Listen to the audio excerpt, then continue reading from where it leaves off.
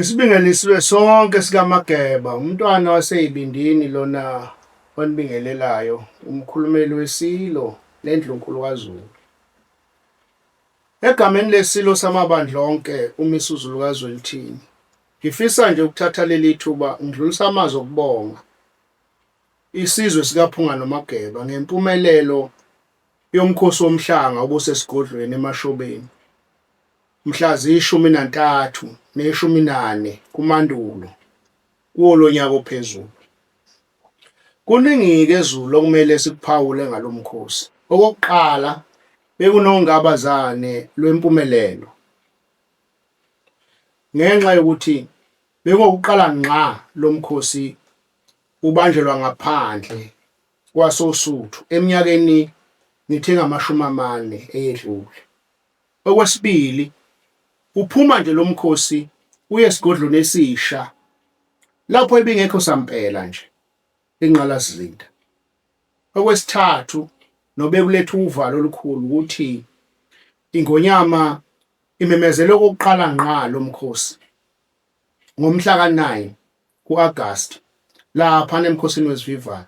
Kwayima-ke kusuka amaphepha ngoba njengalokhu bekubanjwa umhlangano yokuhlela nje bekungakhulunywa ngaMashobeni, bekukhulunywa ngenyokeni, okusho ukuthi sibe nenyanga eyodwa nje vo ukuba silungise lo mkhosi uthuthwe usuke eMashobeni. Impumelelo yalo mkhosi ihlomelisa ithemba elisha emva kwey'nkulumo ebezithi uMisuzu kayokubusa, kayokuba nkosi.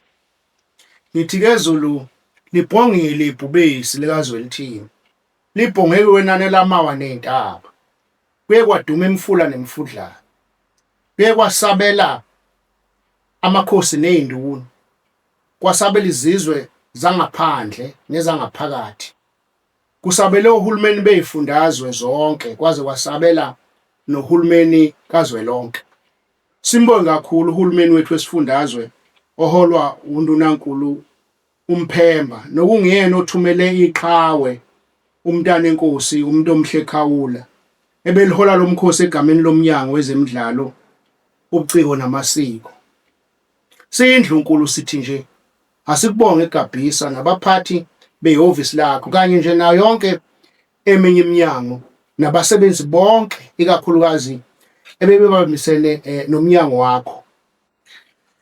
Sibonga nje kakhulukazi uPublic Works, sibonile umsebenzi wakhe ukuthi ubungakanani. Sibonge abezempilo, ngingabonga ngithini, ngathi nje yonke iminyango siyathokoza kakhulu.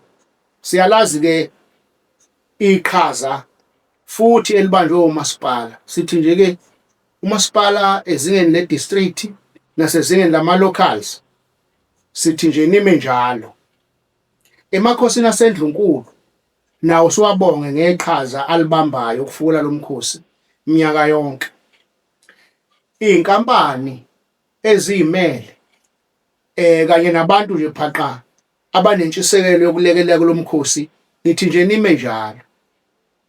Kubazali abakhipha iy'ngane zabo ngothando oluyisimanga ziyobakhonzela endlunkulu, nabo sibonga siyanconcoza, siyayiqhenya ngani.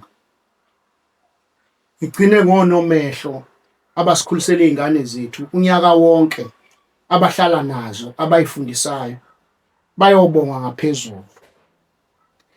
Iy'ntombi zeNgonyama, iy'mbali zesizwe ebey'qhamuka iy'nkalo zonke, ngithi nje ayadela amagquma namakuthafa ingane zami ebeninyathela kuwo ngobungcwele uma nize lapha esigodlweni.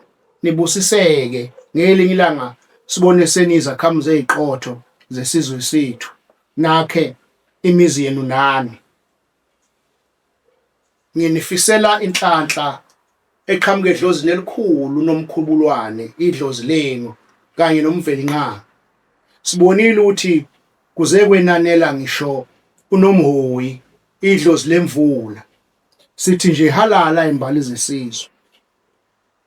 Ngiyafisa-ke Zulu omhle ukuphetha ngokuxwayisa labo abaphambana nehlombe, abagxekayo ukuthi bangababulali besizwe isibili.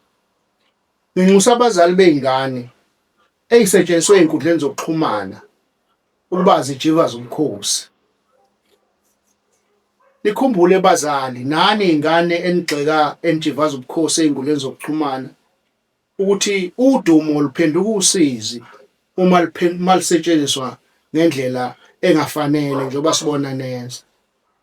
Ngiphetha ngokuthi ke isizwe sikaPhunga noMageba indlela zonke manje zibheke kwaDukuza emkhosini weLembe lapho siyoviliyela sikhombisa ukuthi sikhumbula iqhawe lethu. Ngithi ke sile samabandla sibonga kakhulu ngaleli gxathu elikuthathile ngoba libe ukusiphilisa. Ukubhonga kwakho uzwe izizwe zonke ukhombise ukuthi impela lapho okhona ubekwe ngamakhosi.